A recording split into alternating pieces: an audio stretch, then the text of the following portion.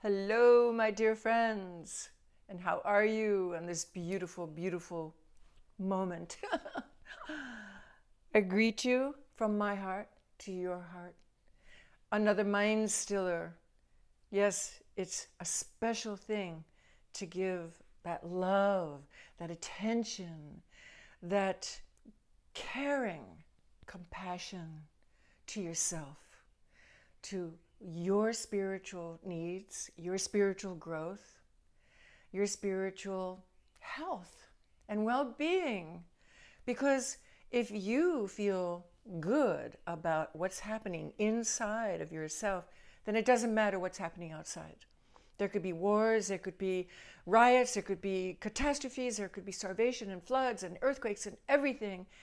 But if you feel connected to that place inside of you that is at peace with everything, then life is blissful.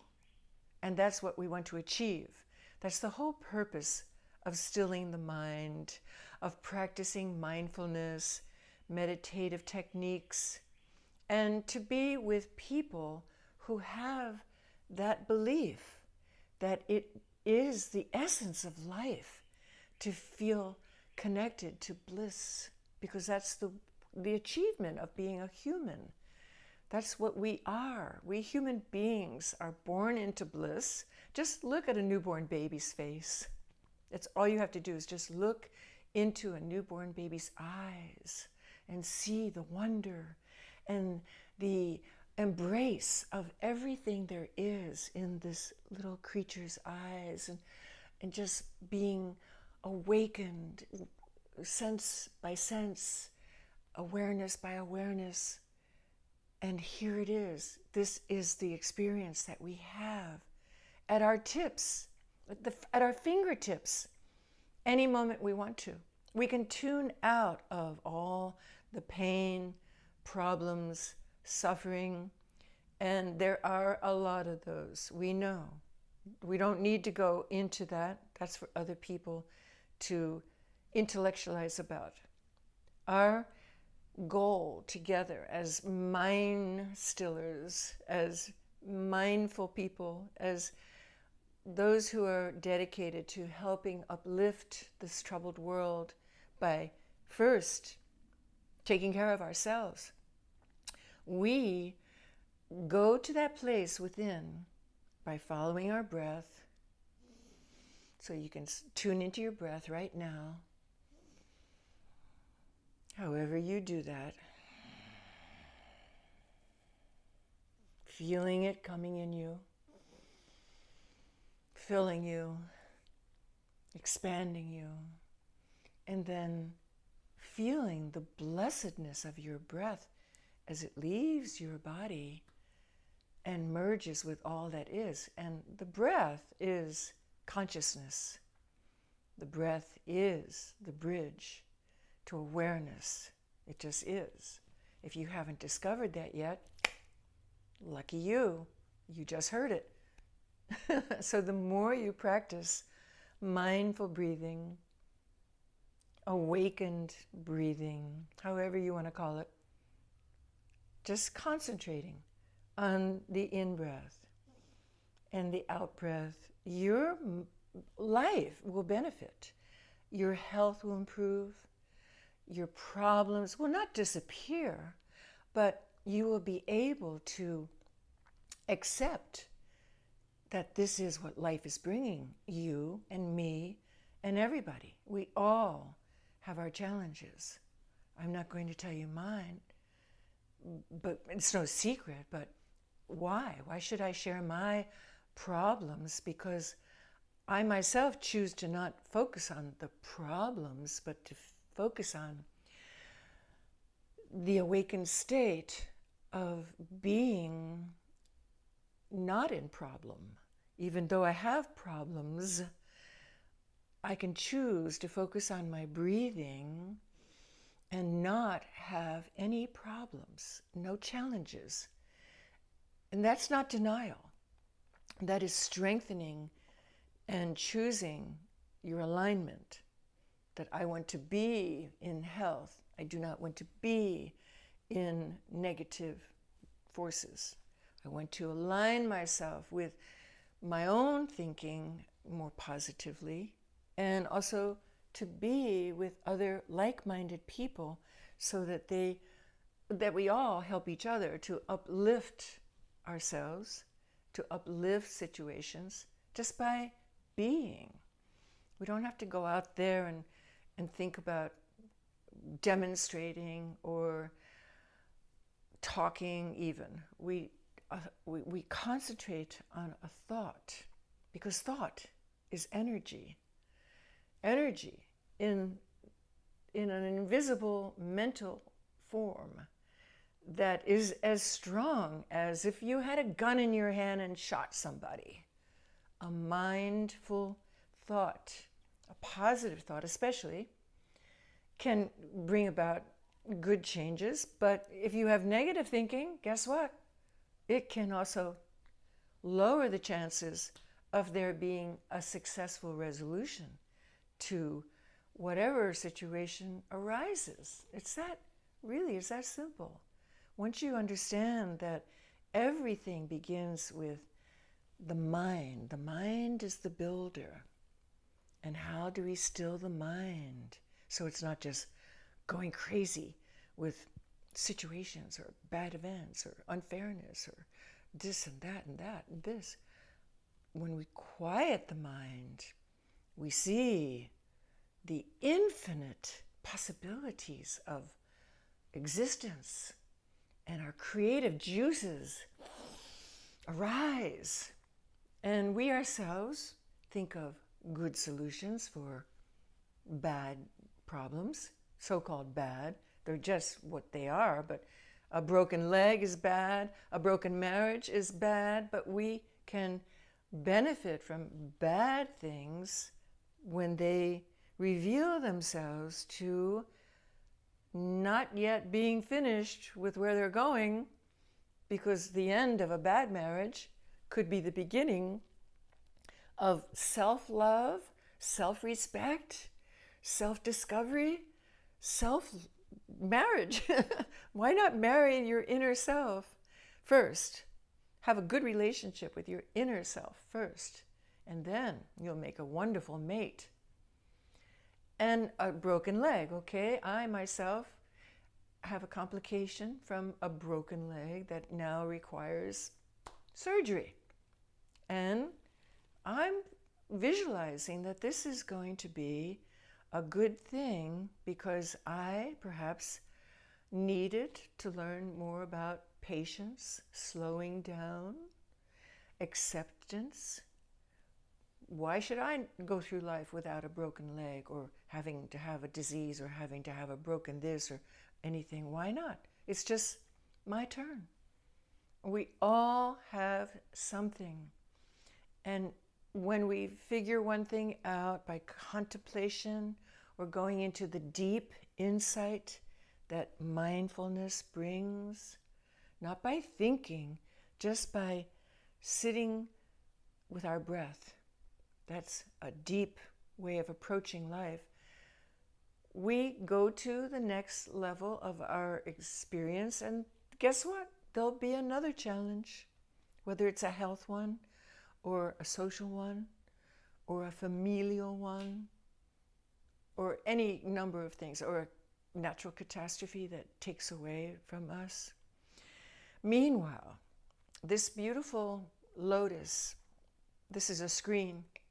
Many of you have asked or commented upon the screen that I use for my mind stillers. This is my rendition of a lotus.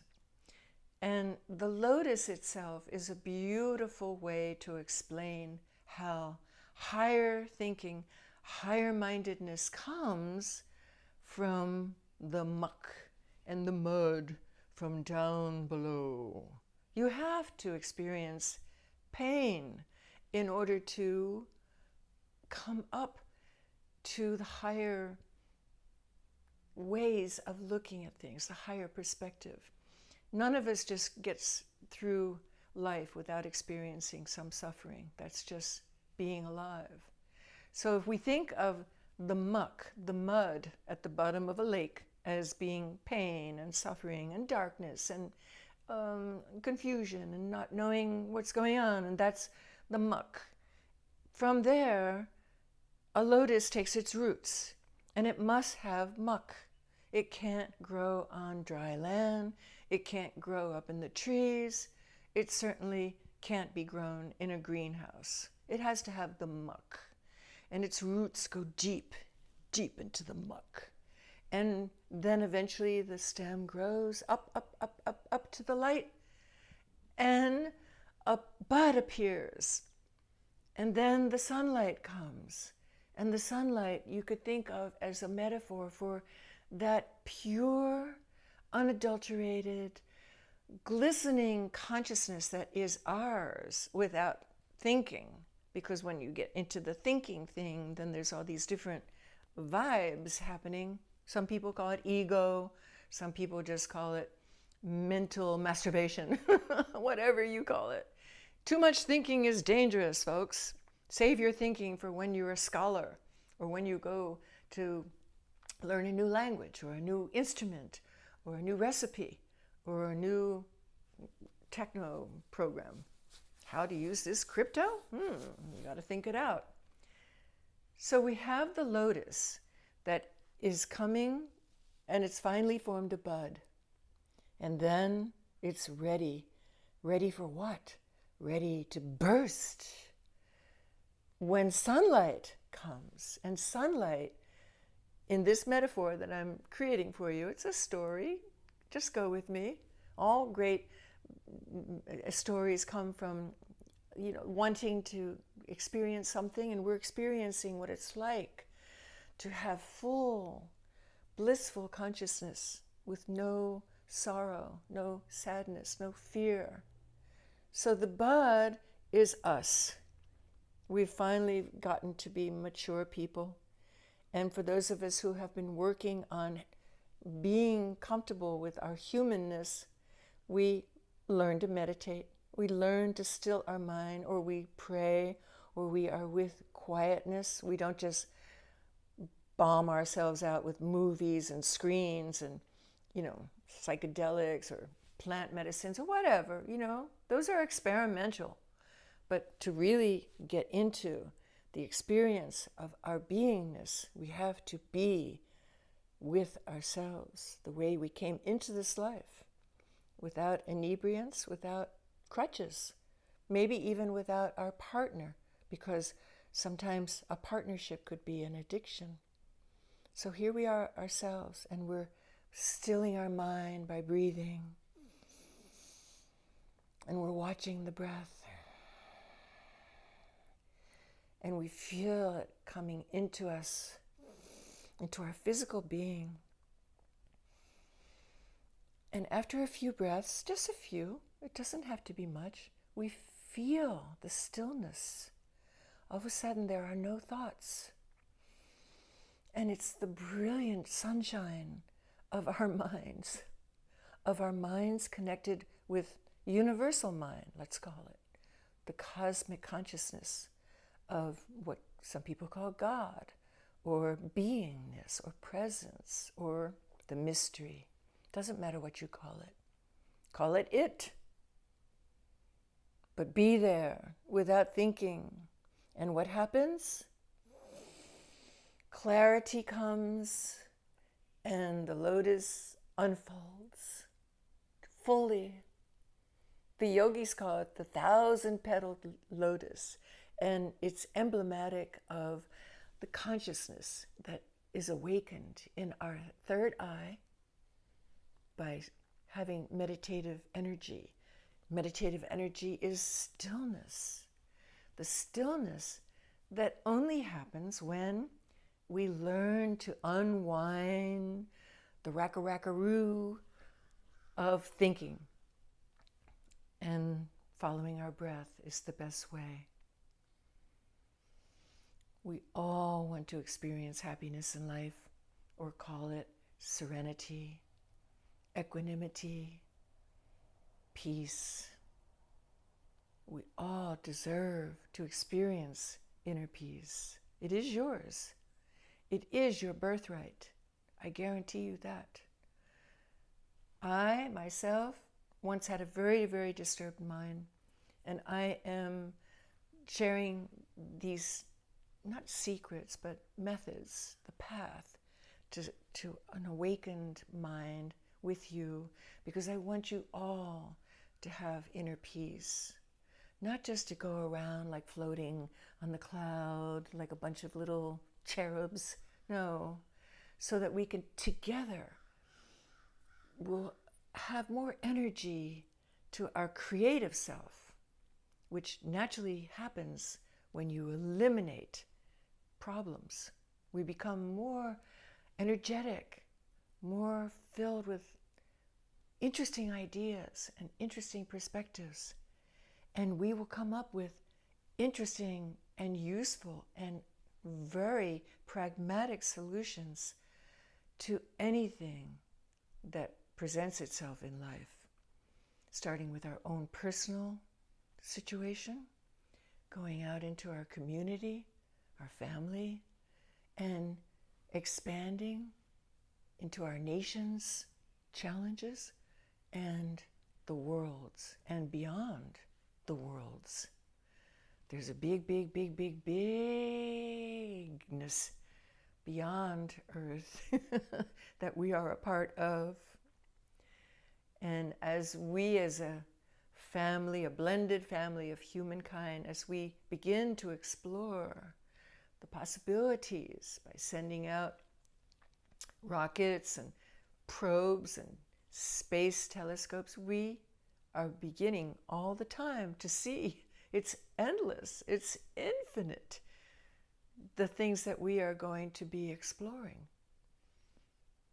Isn't it beautiful to be able to receive all that information with a glad heart, to focus on the endless possibilities instead of, like some people do, the fear, the unknown. Well, why even think about that? Because yes, there's going to be an unknown with every next step we take. You might fall down and break your leg like I did. You might fall into that pit that you didn't notice like I did. You never know. But with stillness of the mind,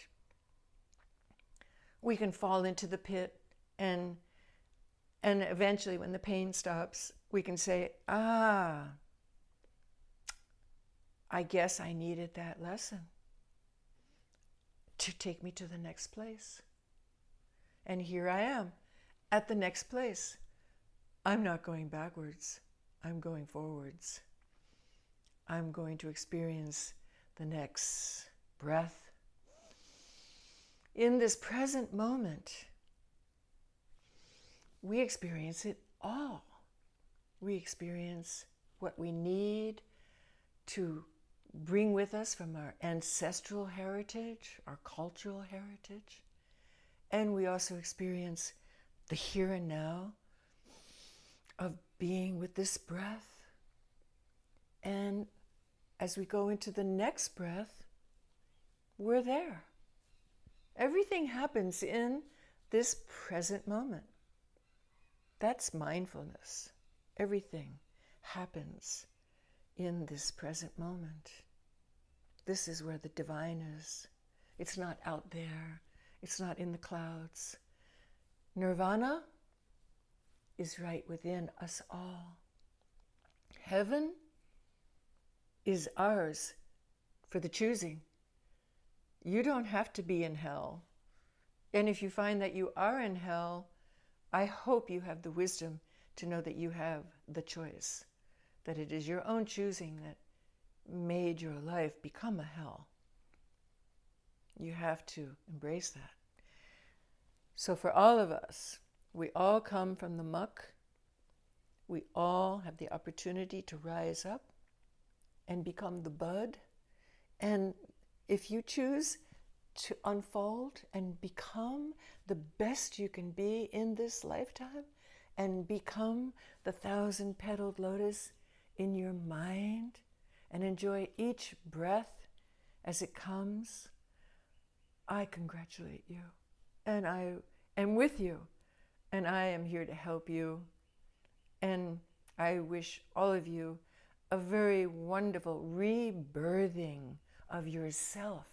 If you need to make an adjustment, take this opportunity as I do. This is the day before Easter 2023. And Easter, I was raised a Christian. Now I see God everywhere. I don't practice one particular religion. I see all as the divine in its myriad manifestations.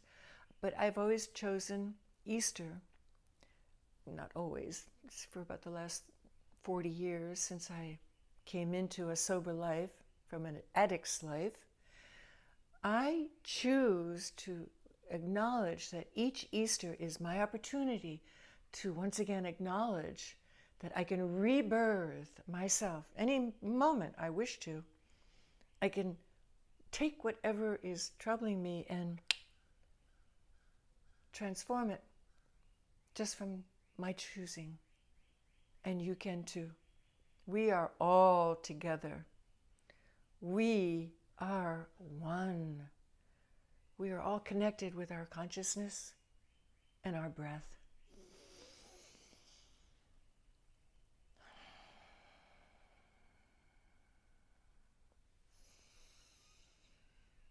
Breathe deeply and feel the connectedness. Watch your breath coming in and watch it as it leaves your body, merging with all that is.